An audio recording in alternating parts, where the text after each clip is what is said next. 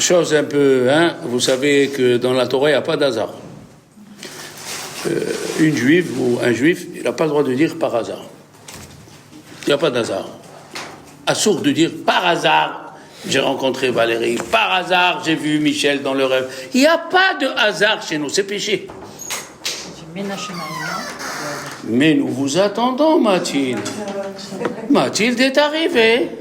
Alors, donc, il n'y a pas d'hasard chez nous. Tout est calculé et tout est mesuré et tout ce qu'on entend et tout ce qu'on voit nous concerne. On est d'accord? Alors, Aman, il a dit à Achashverosh, il y a un peuple. Il a employé ces mots. Je dis, Mefouza, dispersé dans ton royaume, Mefouza, ou Mefourad, et entre eux ils sont séparés. Donc, Mefouza, dispersé, Mefouza, dispersé, ou Mefourad, et séparé. Il avait 127 provinces à Achashverosh. Pourquoi 127? Vous allez me dire, eh oui, vous avez le droit de poser, pourquoi pas 126? Parce que Esther était la réincarnation de Sarah. Et à quel âge elle est morte, Sarah? 127 ans. Ah, voilà, vous voyez pas. Il n'y a pas d'hasard. Donc il a employé les mots Mefouza ou Mefourad. Dispersés et disloqués entre eux. Ça veut dire, il a employé la lettre même, on est d'accord? La disa, même. C'est quoi en français même? M. Tu m'aimes, je t'aime ou pas? Oui, même. Qu'est-ce qu'ils ont fait les Chachamim pour qu'on s'aime à Purim? Tous les misvot de Purim commencent par même. Mishloach manot, même. Mishloach manot. Même Mikra Megillah. Même Matanot Lavionim. Même Mahatzit HaShekel. Même Mishté. Ah, les Chachamim. Et ça colle en français, ça colle en français. Donc Aman a employé la lettre même en hébreu, et les Chachamim ont employé la lettre même pour les misvot de Purim. Mishloach manot, Mikra Megillah, Matanot Laevionim, Machatzit HaShekel et Mishté. Voilà, ça c'est pour une préface, pour vous dire, mais pour vous dire le but de Purim, c'est de recréer les liens entre nous. De recréer les liens entre nous. On était en diaspora, et quand tu es en diaspora, c'est chacun sa mère. Et c'est pas bien. D'accord? C'est pas bien. It's no good. It's no good. C'est pas bien. Il faut que... Mishloach manot. Ok. Après. Matanot laevionim. Mikra Megillah. Mikra Megillah. Mishloach manot. Matanot laevionim. Machatzit HaShekel. Donner 12 euros. Celle qui veut donner aujourd'hui, je peux les prendre. Avec plaisir. Pour ceux qui donnent les cours et tout ça. C'est pour les pauvres. Parce qu'il y a deux dons. Il y a un Matanot Lavionim le jour de Purim. Voilà. Et à 2 pauvres, il faut donner à 2 pauvres de quoi faire un repas. Et Zechel et Mahatzis. Voilà, je savais qu'il y a des kamikazes ici. Bon, Michel, c'est la première kamikaze. Alors, tu as compris? Mishloach manot, Matanot Lavionim, Zecher le Machatzit HaShekel et Mishté. Le festin. Le festin, on a l'habitude, pour ceux qui ont oublié, de le faire normalement à 5 heures l'après-midi. Avec Shabbat, Eh bien, je suis là pour ça. Pourquoi 5 heures d'abord? Je voulais demander parce que Esther, elle a dit à Mardoché, en français, Mordechai en hébreu, il faut qu'on jeûne 3 jours suivis. D'après le Hari Akadosh, quand tu jeûnes 3 jours suivis, c'est comme si tu as jeûné 40 jours. Et si tu jeûnes 7 jours suivis, il y a qui le font, Baba Saleh et ses sœurs faisaient 7 jours suivis, c'est comme si tu as jeûné 365 jours. 7 jours entiers? 7 jours entiers. De Shabbat après-midi à vendredi midi. Mais même sans boire? Sans boire et sans manger. À partir du 3e jour, Baba Saleh était posé sur le lit. Ah bon. Il ne pouvait plus bouger, même ses sœurs. Et le vendredi, il ne pouvait pas manger. On lui donnait, pour rouvrir les intestins qui se sont fermés, la soupe de poulet, avec une petite cuillère, pour commencer à ouvrir. Et il a dit que ses sœurs, il avait 2 sœurs, elles étaient plus fortes que lui dans les jeûnes. Elles jeûnaient plusieurs fois par an, 7 jours. Les sœurs de Baba Saleh. Elles étaient saints. Tu vois que ça ne sort pas comme ça, un tzaddik, tu comprends? C'était très saint. 7 jours, 3 jours. Alors, qui c'est qui s'appelle Esther ici? Personne. Alors, ma femme s'appelle Esther. Un jour, c'est la reine. À Purim. Ce que tu veux, je te donne. Esther, il a dit à Hari Akadosh, tous ceux qui s'appellent Esther sont malades des intestins, à cause de la première. Le nom influence la personne.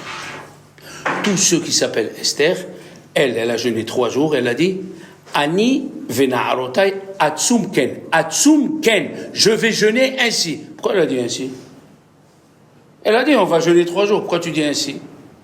Combien ça fait 3 jours en jeûne? Combien d'heures? 72.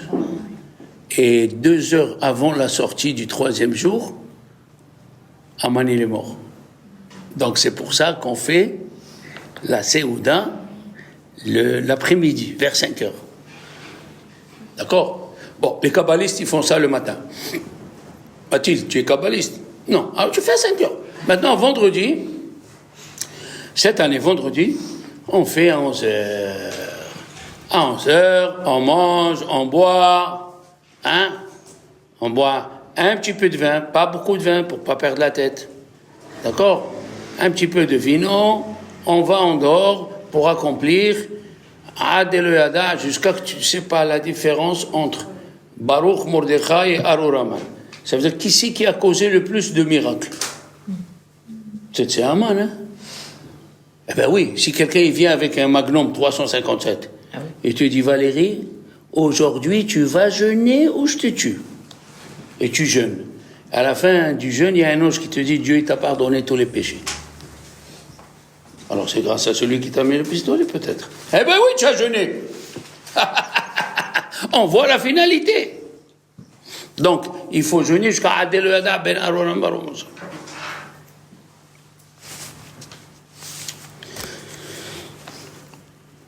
Aussi, c'est très important. Quand ils ont jeûné, le 13, le 14 et le 15, Nissan. Eh ouais, les filles. Le 13, le 14 et le 15 Nissan, et le 15 dans l'après-midi, il est mort à Aman. On l'a pendu. Le 13, le 14 et le 15 Nissan. Alors, le 13, le 14 et le 15 Nissan, ils ont jeûné. Quel est le mois où on prie le plus? Tishri. On se lève à 5 au Slehot, on est mort à Rosh Hashanah. Il nous faut le chauffard pour le réveiller, hein? On est mort. Après, à Kippour. Pourquoi ils n'ont pas attendu Tishri? Puisque le décret était l'année d'après, à Adar, le 13 Adar et le 14 Adar, vous tuerez les Juifs. Pourquoi on a jeûné le jour de Pessah? Ouvrez bien les oreilles. Le soir de Pessah,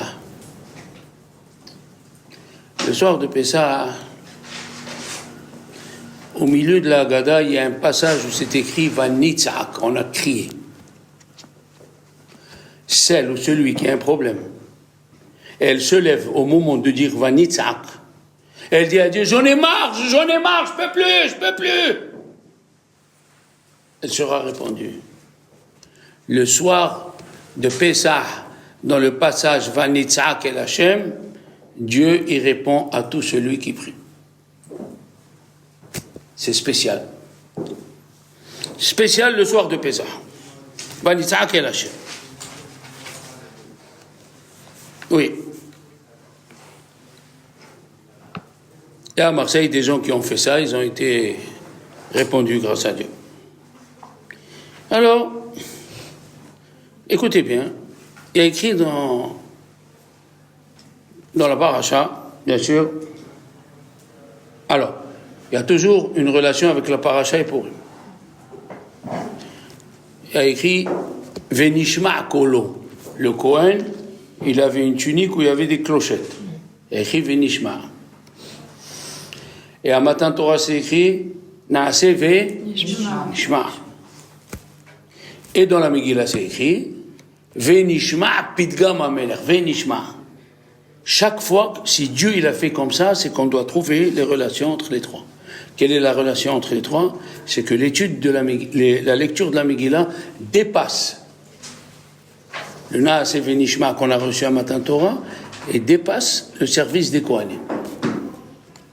Ça veut dire, vous êtes obligés, vous les femmes, de venir écouter la Megillah. Ce n'est pas un conseil, ce n'est pas une recommandation, c'est une obligation. On doit venir écouter, et pas seulement écouter. Si tu rates un mot, il faut le dire de suite. Tu le lis dans le livre, vite.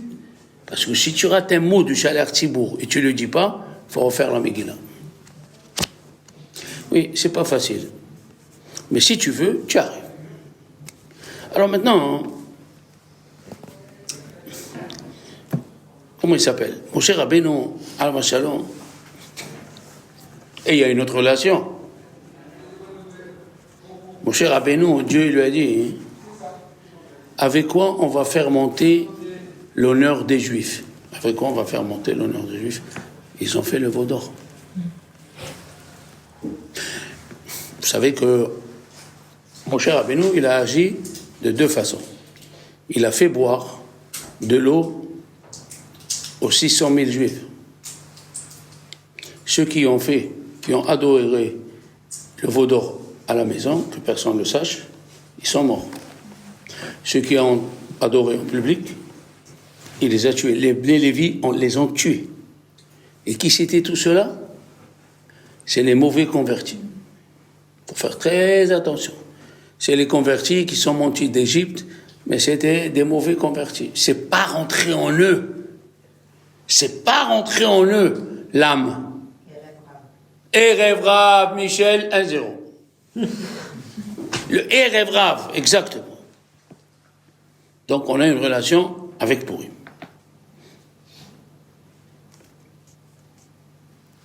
Alors, Moshe Rabbeinu, c'est écrit que Dieu, il lui a fait briller le front. Il avait 2 cornes de lumière. Deux cornes de lumière qui sortaient de sa tête et on ne pouvait pas le voir. Alors, il a mis un voile. Et d'où c'est sorti ces cornes de lumière? Rachid dit, parce que quand Dieu lui a dit dans Vaïkra et dans Anav, il lui a dit, écris que Moshe, il était modeste, et écris Vaïkra, que je t'ai appelé directement, et Moshe Rabbeinu, il a raccourci pour montrer qu'il n'était pas apte. Donc il restait de l'encre, 2 gouttes d'encre, il les a mis ici sur le front, et c'est sorti des lumières. D'accord? Mais, la question elle est, pourquoi c'est sorti dans cette paracha, alors qu'il a écrit, Moshe Rabbeinu est mort dans Vezot Aver? Et là, ça nous concerne. Il a dit Rabbi Moshe Sofer. Rabbi Moshe Sofer, c'était le rabbin par excellence en Hongrie, où son autorité dépasser les frontières et aller dans toute l'Europe. Rabbi Moshe Sofer. Il a dit, parce que deux versets avant, c'est écrit que quand Moshe il sortait de sa tente pour aller au tabernacle, pour parler avec Dieu, vous savez, les Juifs, on est très gentils, nous. Hein? Un, il disait, tu as vu, pourquoi il est sorti en retard ce matin? Il n'a pas fait la prière, Betsibour. Et l'autre, il disait, tu as vu le cou de Moshe Rabbeinu, il est gros. Il mange beaucoup de graisse, de la viande et tout. Moshe écoutait, on lui faisait honte. Puisqu'on lui a fait honte et il se taisait, il a eu le miracle d'avoir 2 cornes de lumière. Quand on fait honte à quelqu'un, il se tait, de suite, il a la récompense. Yehuda, sa belle-fille, comment elle s'appelait? Tamar. Tamar, très bien, l'Aziza. Elle s'appelait Tamar. Et elle voulait à tout prix avoir des enfants de Yehuda. Qu'est-ce qu'elle a fait? Tu connais la suite? Elle s'est mise dans un carrefour, mais il faut le dire, elle s'est déguisée en prostituée. Et c'est écrit dans la Torah, Vayachsheveha lezona. Il a pris pour une prostituée. Mais c'est voulu par Dieu. Parce qu'elle, elle voulait de la descendance de Yehuda. Eh bien, il est sorti le Mashiach.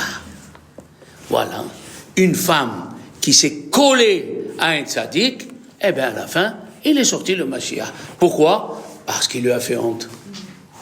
Ah, elle a subi une honte, elle aura une récompense. Vayachsheveha lezona.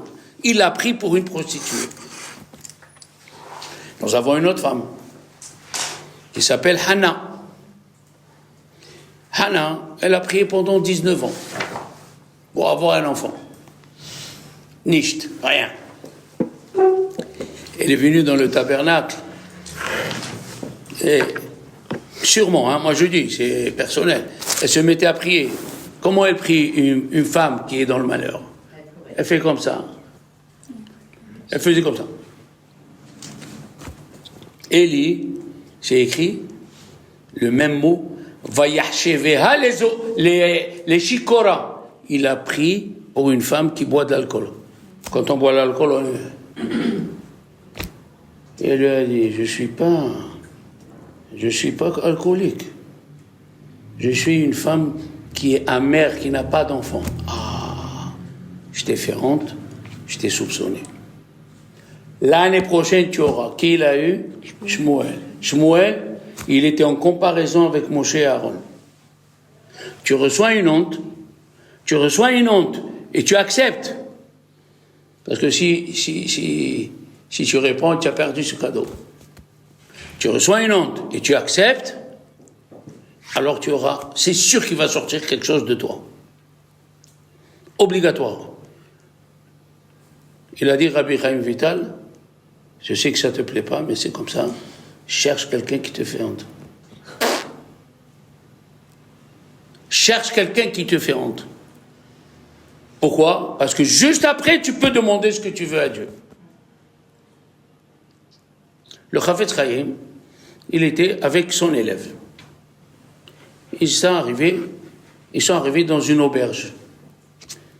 Alors, le monsieur de l'auberge, il ne reconnaît pas que c'est Chafetz Chaim. Il y avait 5 millions de juifs à l'époque, en Europe. Il est venu un peu en retard.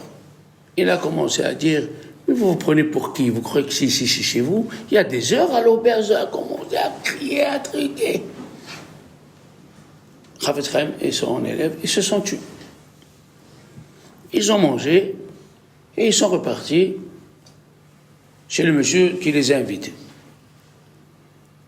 5 ans après, il rentre un jeune rabbin, arabe. Il dit, qu'est-ce qu'il y a? Ma femme est en train d'accoucher. Les médecins, ils ont dit, dans une demi-heure, elle peut mourir. Avant, il n'y avait pas tous les trucs qu'on a. Aidez-moi.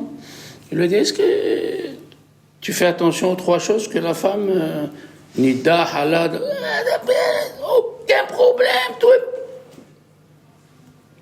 Il a appelé, il lui a dit, va m'appeler mon élève, il est là-bas. Il a appelé, il s'appelle Rabbi Nathan, il est venu. Il a dit, oui, Rav. Il a dit, tu te rappelles, il y a 5 ans en arrière, on nous a fait honte. Il a dit, oui, ouais, dans une auberge. Il lui a dit, regarde, ce juif, il a besoin d'une délivrance. Est-ce que tu peux lui donner le mérite de cette honte-là? Je lui donne le mérite de la honte, mais j'ai oublié, là-haut, on ne s'oublie pas. Dis, je donne le mérite de cette honte-là à ce juif, pour sa femme. Et le monsieur l'a dit, je donne ma honte pour sauver une âme juive. Même pas 10 minutes après, on a entendu Mazal Tov dans tout le village. Alors, tu reçois une honte, oui. Tu reçois une honte, tu as le droit d'avoir un cadeau. Eh oui. Une honte, c'est un trésor que tu dois garder. Si tu parles pas, si tu réponds pas. Il y a un monsieur qui est venu chez Rabbi Chaim Kanievski. Je suis parti le voir 2 fois. Le fils du Stepler. Rabbi Chaim Kanievski, il a des élèves qui sont fidèles, comme vous. Comme vous, c'est pas tout le monde. Hein. Fidèles, ils sont derrière le Rav tous les jours, toute la semaine. Hein. Il est venu, il dit à Rav, chaque fois que j'ai un petit problème, je monte à Rabbi Shimon Bar Yochai.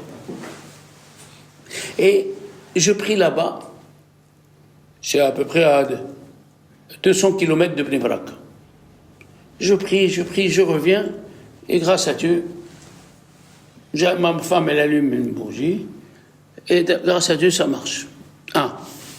Il a dit, mais cette fois, je suis venu vous voir parce que ils ont découvert la maladie. Et ils ont fait 3 fois l'analyse. Alors, je veux une bracha pour la route. Et il a dit, moi, je ne te fais pas de bracha. Alors, il a dit, qu'est-ce que ça veut dire? Il a dit, demande à ta femme le sidour du jour du mariage. Chez les Ashkénazes, ils ont une belle coutume. Le jour du mariage, ils offrent un sidour Ashkénaze à Olé Yaakov. En cuir, la dorure en or. Il a amené, il dit, mais tu viens avec ta femme. Il est venu la femme. Arabe, ça c'était 25 ans après le mariage. Il lui a dit, ma fille, tu te rappelles le jour de ton mariage? Elle a dit, oui, non, mais tu n'as pas eu un mariage, n'importe quel mariage. Tu as eu un mariage spécial. Elle n'a pas compris. Elle a dit, réfléchis. Elle a dit, ah oui. Je me rappelle, mon beau-père, il m'a fait honte devant tout le monde. Et je suis venu, moi, c'est moi qui vous ai marié. Qu'est-ce que je t'ai dit? Tu lui pardonnes. Et tu ne pouvais pas. Tu ne pouvais pas. Il t'a fait honte devant tout le monde, t'imagines? Tu es qu'une fermière, tu es qu'une famille de basse. Genre. Ah ouais. Mais je ne pouvais pas. Moi, je t'ai dit, pardonne-lui. On n'a pas commencé le mariage que tu as pardonné lui. Et tu m'as dit, et Rabbi Chaim Kanievski lui a dit, ça suffisait pas. Elle lui a dit, pourquoi? Il lui a dit, je t'ai dit d'écrire dans un bout de papier, je lui pardonne, 25 ans après. Ils ouvrent le livre du mariage et il y a le papier, je pardonne à mon beau-père, 25 ans après. Il lui a dit au mari, il dit, voilà, tu vas à Rabbi Shimon, et tu lui as dit, bisrout la honte qu'elle a eue, ta femme, et à la fin, elle s'est tue, sauve-moi pour ma femme et mes enfants. Il est parti, il a déposé le papier, il est revenu, il a dit au docteur, bon, vous voulez commencer la chimio? Il a dit, non, on ne commence pas comme ça. On fait une vérification. Combien, le dosage et tout ça. Ils ont fait les radios et tout, il a dit, vous n'avez plus rien. Il a dit, vous pouvez expliquer, il a dit, on ne peut pas. Voilà, hein, quelqu'un qui subit une honte, il la garde, il ne dit rien. C'est comme ça. Ça arrive dans les maisons. La belle-mère, elle vient, elle dit à la belle-fille, c'est ça les gâteaux que tu fais? Qu'est-ce que c'est ça? C'est des gâteaux qu'on trouve dans Bonux, ça. C'est quoi ces gâteaux? Étude. Où est-ce que tu te tais et tu mets les... Ça, c'est les dents blanches. Ça, c'est les ongles blancs, ça. C'est pas des dents blanches, ça. Tu te tais. Sache que ça, c'est quelque chose que tu vas garder. Et le jour où tu as besoin, il va sortir. La Gemara, dans Megillah, elle dit Vayavor Mordechai. Qu'est-ce que c'est le mot Vayavor Mordechai? Il y a plusieurs explications. Il a employé Vayavor Hashem al-Panav. Il a fait les 13 attributs de miséricorde. Tu sais, à la prière, le jour de Kippour, on dit 26 fois Vayavor. Vayavor Hashem al-Panav Vayikra. Et le dernier, dans l'année là, on le fait en criant. Tu sais, toute la synagogue, elle tremble. Le dernier Vayavor. Vayavor Hashem. Et il y a qui disent, Vayavor, c'est la première fois qu'il a employé les 13 attributs de miséricorde. Jusqu'à Mordechai, on avait le mérite des Avot. Jusqu'à Mordechai, on avait le mérite des Avot. Après Mordechai, la Gemara dit dans Brachot Dafnouné, Tamma Zechut Avot. On n'a plus eu le mérite des... Et alors, qu'est-ce qui nous reste? Je vous assure que moi, ça fait 50 ans que je lis la paracha. J'ai jamais eu cette question. Mon cher Rabbeinu, pour demander pardon du Vaudor, il dit à Dieu, rappelle-toi du mérite d'Avraham, Isaac et Yaakov. Avraham qui s'est tué, il est rentré dans la fournaise, à Vodazara. Yitzhak, il a mis son coup pour mourir pour Dieu. Et Yaakov, il a gardé ses enfants comme une poule qui garde ses poussins. Comme ça, il a dit, Dieu, tu as oublié tout ça? Et là, c'est la chose que je n'ai pas vue. Et je suis content de l'avoir appris cette semaine. Et Dieu lui dit, et le jour où il n'y a plus le mérite des Avot, mes enfants, ils meurent. Je ne sais pas quoi te dire. Je vais t'apprendre ce qu'il faut leur apprendre. Quand il n'y a plus le mérite des Avot, vous faites Vayavor. Vayavor Hashem al-Pana, Vayikra Hashem el Rachum vechanun. Le premier attribut de miséricorde, c'est quel? Rachum vechanun. Et qu'est-ce qu'elle a dit, Esther, dans sa prière? Keli lama azavtani. Elle a employé la première mida de miséricorde. Donc aujourd'hui, nous avons Vayavor. Le truc, c'est que tu ne peux pas faire Vayavor en particulier comme si tu priais, parce qu'il y a deux tons. Il y a le ton de la paracha et le ton qu'on fait au moment où on est Betsibour. Si tu es seul, tu peux faire Vayavor avec le ton de la paracha. C'était Amim. Mais Betsibour, on a un autre. Donc, c'est ça, Vayavor Mordechai. Et elle vient à la Gemara, elle dit autre chose. Aïe, aïe, aïe. Qu'est-ce que c'est Vayavor Mordechai? Il a traversé un ruisseau.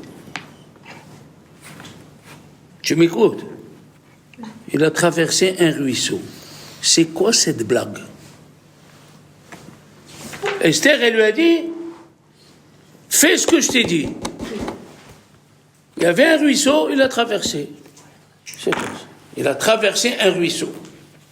On apprend d'ici que tout effort que tu fais pour quelqu'un ou pour Dieu, petit soit-il, la Torah elle écrit. Un petit effort, un tout petit effort que tu fais, petit soit-il, il est écrit dans la Torah. Il a traversé un ruisseau. Et alors? Non, pour toi c'est alors. Pour Dieu c'est beaucoup. Vous savez, il y a un endroit en Amérique, à New York, qui s'appelle Monsey. Monsey. C'est que des juifs et des religieux. Assise. Hein? Assise. Monsey. Mais les immeubles sont séparés. Ils ne sont pas collés comme en Israël. Ok. Et la synagogue, La grande synagogue, elle est à 50 minutes. C'est fatigant. Qu'est-ce qu'ils ont fait, les Juifs? Ils ont ramassé un peu d'argent, ils ont construit une petite synagogue à Montsy. Tu sors de chez toi, tu es à ta place. Good.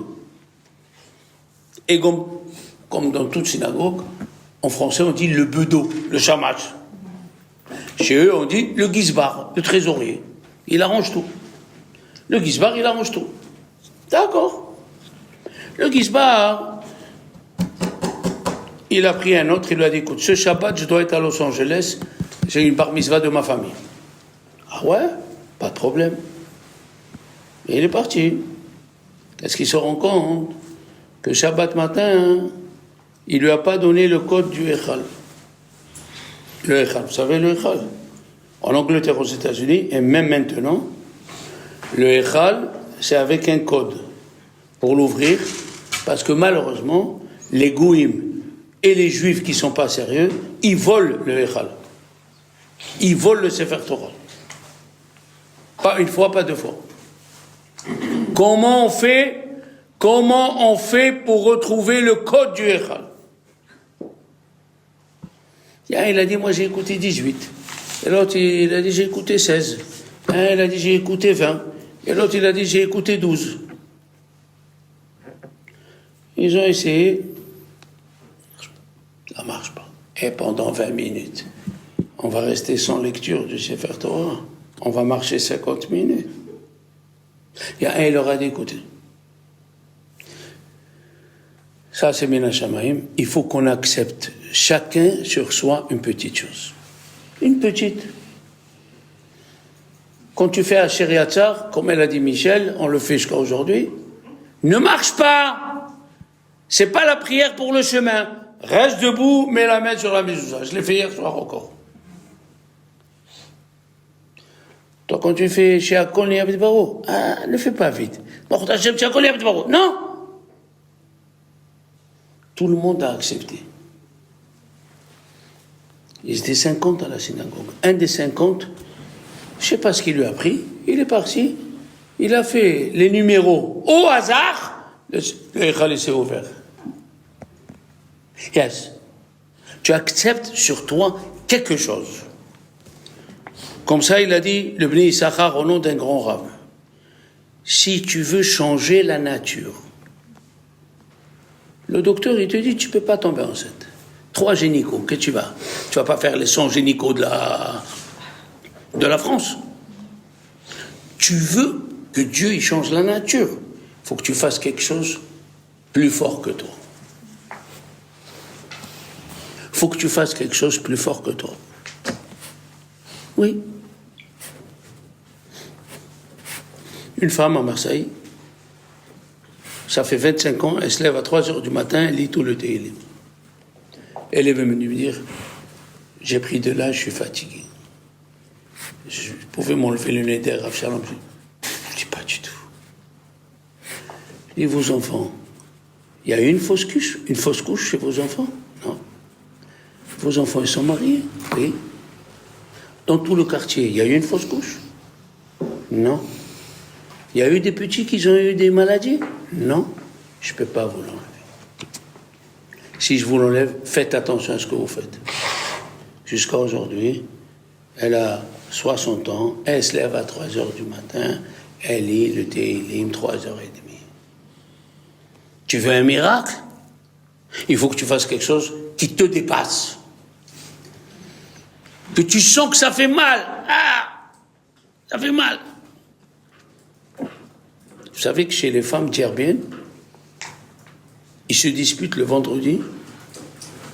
Tu sais à quoi? Qui c'est qui va faire la synagogue? Qui c'est qui va nettoyer la synagogue? Où tu es, Valérie? Où tu es? On est loin. On est loin. L'amour des mitzvot.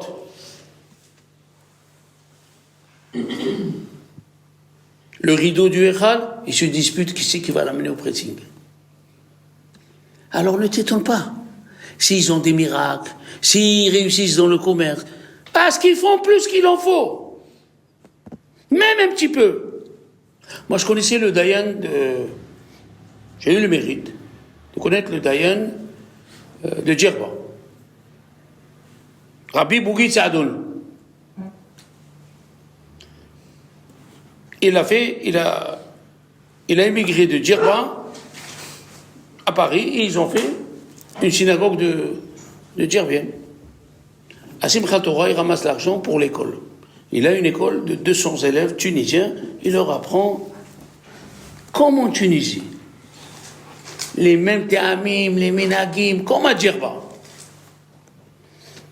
La meilleure, c'est qu'il y a la harissa à tous les étages, même au petit déjeuner. Alors à Simchat Torah, il vient et lui dit, toi, 10 000. Et il se met à pleurer, le mieux. 30 000. Non, que 10 000. Il se met à pleurer. Toi, 20 000. Non, j'ai 50 000, je vais donner 50 000. Il faut laisser les autres avoir le mérite de la Torah. Toi, 5 000. J'ai 15 000, pourquoi? Ah, tu es jeune homme, il faut garder un peu. Les gens, ils pleurent, pourquoi ils ne donnent pas plus? C'est notre cas, hein, Valérie? Hein? Tu as compris comment on est loin? Eh oui. Il faut faire même une petite chose. Même une petite chose. Qu'est-ce qu'il leur a dit, Moshe Rabbeinu, dans la paracha de la semaine? Il a dit, Mil Hashem Elai, qui c'est qui est pour Dieu qui vient avec moi? Écrivez-vous Elav Bene Levi. Il a dit au Bene Levi, aujourd'hui, vous allez tuer celui qui a fait Avodah Zarah en public. La Torah le raconte, c'est pas une histoire, on va le lire Shabbat. 3000 personnes. 3000, comme elle a dit Michel, du Erev Rav. Qu'est-ce qu'il leur a dit Dieu? Moshe leur a dit, aujourd'hui vous allez avoir une bracha. C'est quoi une bracha? Quelle bracha? Vous avez fait quelque chose qu'un juif ne fait pas. Un juif, il tue un autre juif, malgré que c'était des convertis. Mais il était juif. Eh bien, ils se sont dépassés, ils ont tué tous les juifs convertis, les Égyptiens convertis qu'ils ont fait à Avodah Zarah. Quand il est venu, Aman, il est venu retenir les détails. Il est rentré dans la salle d'études. Et il a vu Mordechai avec 22 000 petits. Il leur a dit, qu'est-ce que vous étudiez? Il a dit, on étudie les dynimes de la Kemitza. Tu sais ce que c'est la Kemitza? Quelqu'un qui n'a pas d'argent. Il peut amener 1 kilo de farine au Beth Amikdash. Oui. Le Kohen, il prend l'huile, il pétrit, il prend une boule, il ferme les doigts, les 3 doigts de la main droite, il laisse les extrémités, il enlève la pâte qui dépasse, et il prend cette pâte et il la jette, il prend cette pâte et la jette sur l'autel, et ça monte jusqu'à la chaise de Dieu. Qu'est-ce qu'il a offert finalement? Si tu comptes combien il y a là-dedans? 30 grammes? Ça fait un petit peu. Le bon Dieu, il a dit, je ne te demande pas beaucoup. Je te demande un petit peu. Prends sur toi un petit peu. Un petit peu. Et il a traversé un ruisseau. C'est monté chez Dieu. Une petite chose. Comme ça, il dit le Malbim sur la Megillat Esther. Chaque effort que l'homme il fait, petit soit-il,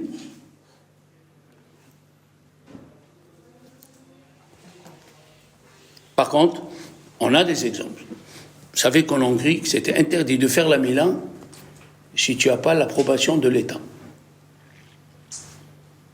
Il y a un Rav, le Rav de Benzine, lui il faisait la Mila sans permission avec de l'État. Il était vieux, il avait l'expérience, et qui c'était son aide? C'était un goy converti, mais bien converti. Et il a fait la Mila et le sang, il a raté, le sang il ne voulait pas s'arrêter. Il est parti chez son Rav, Rabbi Moshe Sofer. Il a dit, Rabbi Moshe, qu'est-ce que je peux faire? Il a dit, rien à faire. À côté de la ville, il y a un fleuve qui s'appelle Dunlai. allez-y tous les deux et jetez-vous. Parce que si on attrape un rave qui a fait la mila sans permission, c'est tout le village qui paye. Il a dit, vous devez vous sacrifier pour le village. Un vrai élève, il ne demande pas de questions. Parce que c'est ça un vrai élève. Il suit son rave. Ils sont partis dans le fleuve Douna. Ils se sont déshabillés pour se jeter. Et un vieux dit, qu'est-ce que vous faites? Il a dit, ben voilà. On a fait la mila. Le son, il ne veut pas s'arrêter. Il a dit, vous voyez pas que je suis vieux? Moi aussi, j'ai fait la mila. J'ai un sable spécial qui arrête l'écoulement. Non.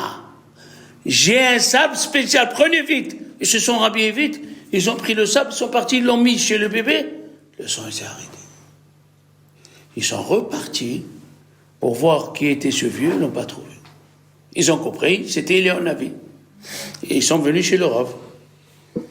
Il a dit au Rav, si tu devais nous faire ce miracle de Eliyahu Navi, pourquoi tu nous as envoyés pour nous dire jetez-vous? Dis-nous, Eliyahu Navi, il a le sable. Il a dit, Eliyahu Navi, il ne se dévoile qu'à celui qui se tue pour Dieu. Et il lui a dit au converti, toi tu es un vrai converti, tu voulais mourir pour sauver une ville. Eh oui, mamache.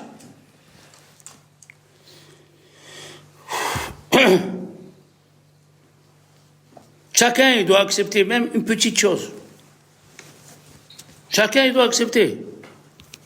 Les Chachamim disent qu'on va commencer la paracha avec du pognon. Quoi? Dieu il a dit à Moshe, tous les juifs, c'est ce que je vous ai demandé, Zecher le machatzita shekel, 12 € pour pardonner la faute du Védor. Et Moshe il ne comprenait pas. Dis-moi, tu es rentré à l'église, tu t'es prosterné, tu sors, le rabbin dit 12 €, tu es pardonné. What is this? Qu'est-ce que c'est? Il ne comprenait pas, Moshe Rabbeinu. Il lui a dit, Dieu, moi je ne suis pas comme les êtres humains. Un petit peu, donner un petit peu avec cœur. Pour moi, c'est beaucoup là-haut. Aïe, aïe, aïe, aïe, qu'est-ce qu'il a écrit? Il lui a montré Machatzit Shekel en feu. Et voilà le feu. Pourquoi? Le Tosafot, il pose la question. Les petits-fils de Rashi posent la question. Pourquoi autant de Moshe, il n'y avait pas Machatzit Shekel? C'est comme si je te dis 50 centimes, ça suffit pour te pardonner. 50 centimes? Tu me dis, mais ça existe 50 centimes? Comment ça existe? Tu es en France ou pas? Tu n'emploies pas 50 centimes dans ta vie de tous les jours? Mon cher Rabbeinu n'a pas compris. Parce que la Torah a dit, Ish kofer nafsho. Un homme, il doit donner le rachat de son âme. Kofer nafsho. Et qu'est-ce qu'il lui dit Dieu? Avec 12 €. Dieu lui dit, moi je ne suis pas comme toi. Toi tu as cru que je vais demander des millions. Non. Avec 12 € je te pardonne. Extraordinaire. Extraordinaire. Eli, il a pensé à faire honte à Hana. Yehuda, il a pensé à faire honte à Tamar. Les Juifs, ils ont pensé à faire honte à Moshe, et de là-bas, c'est sorti la délivrance. De là-bas.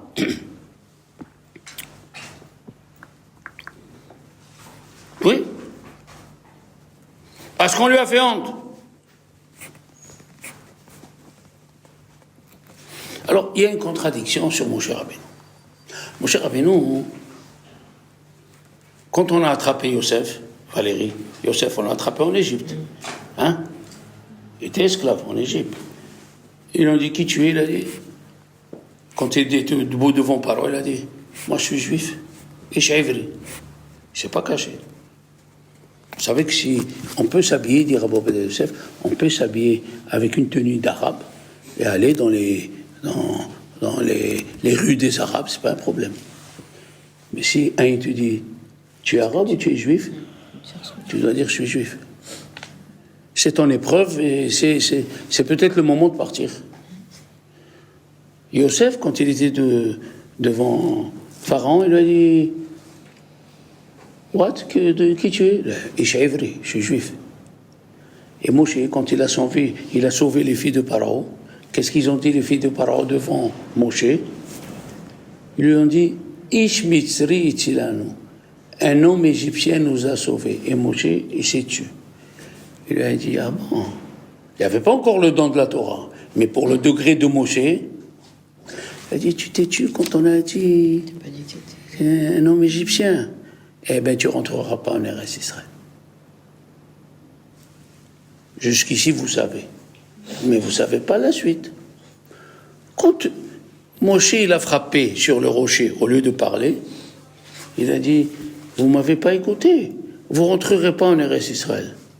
Alors, est-ce que c'est à cause de Ish Mitzri, à côté de Yitro, ou c'est à cause qu'il a tapé au lieu de parler? Vous savez ce qui s'est passé entre-temps? La première Gézéra, elle a sauté. Vous savez pourquoi? Le premier mauvais décret, il a sauté. Vous savez pourquoi? Le premier décret a sauté. Vous savez pourquoi? Prends une chaise. Le premier décret a sauté. Vous savez pourquoi? Parce que quand il y a eu Korah, il était contre Moshe Rabbeinu. Il était jaloux. Il voulait l'honneur. On cherche l'honneur, mais par mesure. D'accord? Un petit peu, mais il ne faut pas courir derrière à ce point-là. Korah, et qu'est-ce qu'il a dit Korah à tous les Juifs? Il ne faut pas que votre femme elle s'isole avec Moshe. Attention, hein? C'est un pervers.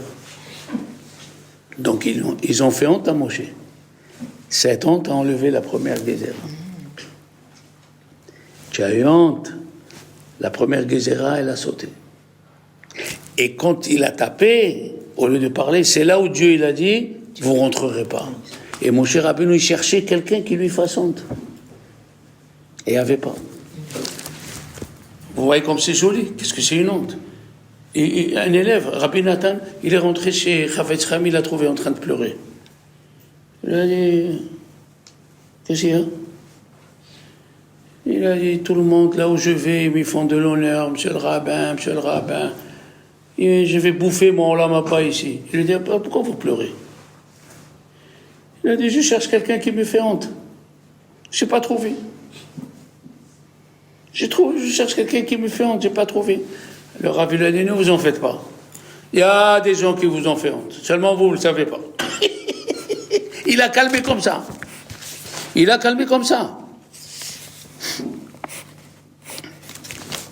là, c'est la bombe atomique des femmes. Ah ouais, là. La bombe atomique. Eh oui, Mathilde. Je ne sais pas ce que je vais dire. Si tu savais. Dans tous les ustensiles du tabernacle, il y a une mesure. Tous les ustensiles. La table, la Torah l'a dit, 2 mètres sur 2 mètres. Le haron, 2 mètres et demi sur 2 mètres et demi. La menorah, 1,80 m. Tout est avec une mesure. Sauf une chose qui n'a pas de mesure. Il s'appelle le kior. Kior, c'est quoi Kior? Moi aussi j'ai appris, c'est pas une honte d'apprendre. Hein? Kior, c'est la bassine où il y avait des robinets. Hein? Pour se laver les mains. Et les pieds. Et les pieds. Au Mishkan, on ne mettait pas de chaussures. Pourquoi on met les chaussures? Parce que la terre, Dieu l'a maudite, donc elle est impure. Mais au Mishkan, l'endroit était pur. Les Kohanim, ils ont levé les chaussures, ils se lavaient les mains et les pieds en même temps. D'accord? D'ailleurs, quand Dieu il est apparu à Moshe, qu'est-ce qu'il lui a dit en premier? Enlève tes chaussures. Pourquoi? Si Dieu il est là, c'est qu'un endroit où il n'y a pas tout le monde. Quand l'ange est apparu à Yeshua, qu'est-ce qu'il lui a dit? Enlève tes choses. L'endroit, il est pur. Le kior, c'est le seul ustensile qui n'a pas de mesure. Pourquoi? Ah, si vous savez. Vous savez qu'il y a des femmes, c'est pas pour le critiquer, hein. C'est pas, leur mari, il est pas rabbin, hein. Ils ont des miroirs partout. La salle à manger, la salle de bain, la chambre à coucher, la cuisine. Par où ils passent, ils doivent se voir. Bonjour, bonjour, bonjour.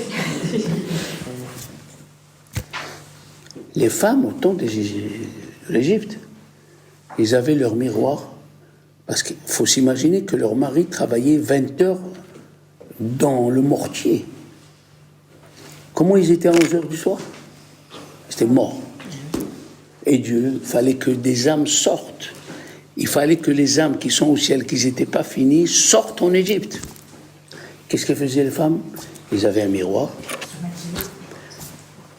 L'après-midi, ils allaient chez Dior et Yves Saint-Laurent. Le make-up, les cils. Ah ouais, j'ai tout appris. Quand on est marié, on apprend tout. Hein. Ah ouais, après 30 ans, les pommades pour anti-rides, anti-yeux, là, attention, il ne faut pas que... Arrête de rigoler. Elle se faisait open girls, elle se faisait, pour aller chez leur mari. Le mari, il était... Qu'est-ce qu'il faisait Dieu? Ils allaient au bord du fleuve Nil et les poissons rentraient dans leur bassine. Même pas ils pêchaient. Les rougets, les bons poissons, ils arrivaient chez leur mari, ils allaient, allez chérie, allez, il faut que tu manges d'abord. Et ils mangeaient, allez chérie, allez, montre-moi que tu m'aimes. Je suis mort, arrête, je suis mort, laisse-moi dormir. Regarde-moi. Claudia Schiffer, 0 devant moi, regarde. Regarde-moi, je te dis. Alors il a regardé, l'envie, elle venait tout doucement, et c'est grâce à ça qu'ils ont eu les enfants qu'il fallait avoir en Égypte. Et Dieu les a gardés sous la terre. Et quand ils devaient sortir, ils avaient 15 ans, 18 ans. Et comment on reconnaissait les enfants, Valérie? Le Midrash, il dit, photocopie. Réhouven, il lui disait à Shimon, je crois que c'est ton fils, regarde, c'est ton fils, c'est pas possible. Il a le même point de beauté, ici et là, regarde le visage. Ils se reconnaissent comme ça. Quand Dieu l'a dit, offrez-moi quelque chose pour le Mishkan, qu'est-ce qu'elles ont fait les femmes? Elles ont pris les miroirs et l'ont cassé en petits morceaux. Pour montrer, on a fait ça pour Dieu. Maintenant qu'on a reçu la Torah, maintenant que Dieu nous a pardonné la faute du veau d'or, on ne les veut pas. Donc ils se sont devenus des petits morceaux. D'accord? Alors il y avait au moins 800 000 miroirs en petits morceaux. Il a dit Dieu, vous les femmes, que grâce à vous on est sortis d'Égypte, il n'y a pas de mesure dans le Kior. Il n'y a pas de mesure, il lui a dit à Moshe. Chaque petit morceau qu'ils ont employé pour faire sortir les âmes, et ils savaient que peut-être ils allaient mourir, tu fais le Kior avec.